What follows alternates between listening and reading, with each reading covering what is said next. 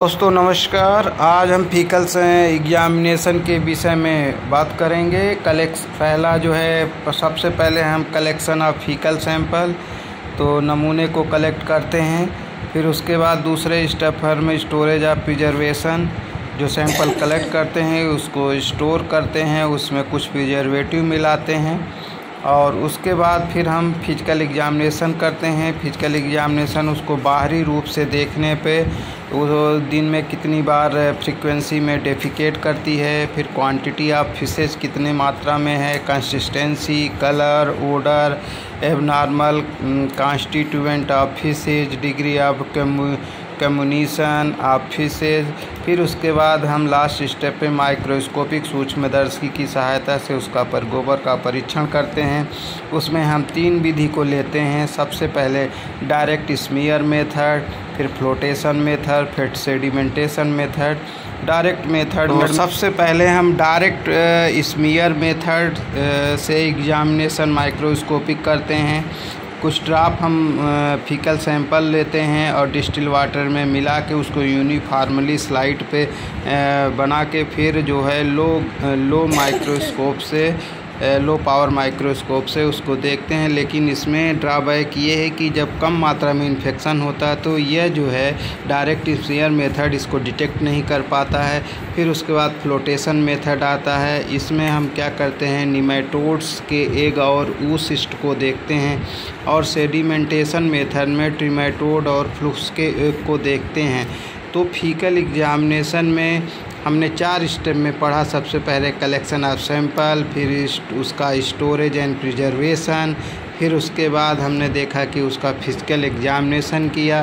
Physical examination के बाद हमने सूक्ष्मदर्शी की सहायता से उसका परीक्षण किया। बहुत बहुत धन्यवाद हम आप सभी का। फर्स्ट स्टेप पे कलेक्शन ऑफ फीकल सैंपल, इसमें निम्न विधि द्वारा फिशेज को कलेक्ट किया जाता है। सीधे गुदा या एनस में हाथ डालकर हम फिशेज को कलेक्ट करते हैं या इंडेक्स फिंगर के द्वारा बाहर निकाल लेते हैं फीकल सैंपल को।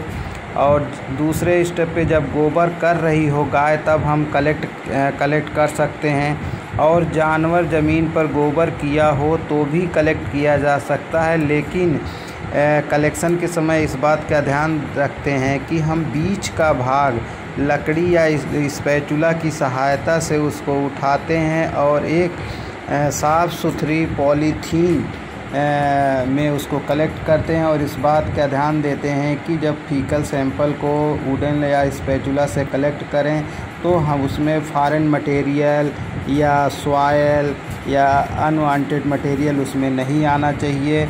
और गोबर को अब हम जो गोबर कलेक्ट किया जाता है वह छोटी पतली पन्नी की थैली या आइसक्रीम के जो कप रहते हैं उसमें कलेक्ट कर सकते हैं, या माचिस की डिब्बी होती है उसमें हम कलेक्ट करते हैं, या दूसरे कोई सूटेबल कंटेनर में कर सकते हैं, बशर्ते वह जो है एब्जॉर्बेंट मटेरियल का नहीं बना होना चाहिए। क्योंकि जब आप सैंपल कलेक्ट करेंगे तो जो उसकी मॉइस्चर है, अगर आप एब्जॉर्बेंट मटेरियल में कलेक्ट करते हैं तो वह उसकी नमी को अवशोषित करेगा और जो भी उसमें पैरासाइट्स के एग होंगे वह फॉल्स रिजल्ट देंगे।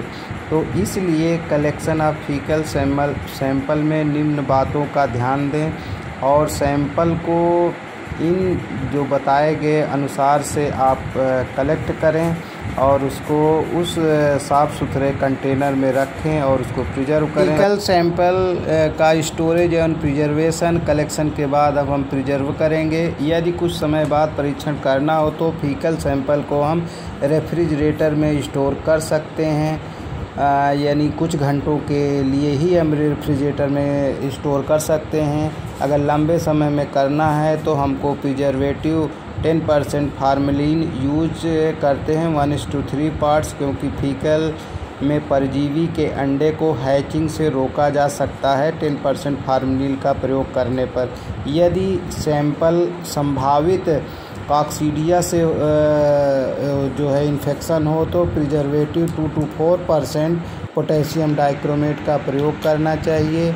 ये प्रिजर्वेटिव रोक देते हैं कंटेमिनेटिंग जीवाणु को और उसिस्ट ऑफ कॉक्सीडिया का नॉर्मल डेवलपमेंट होता रहता है।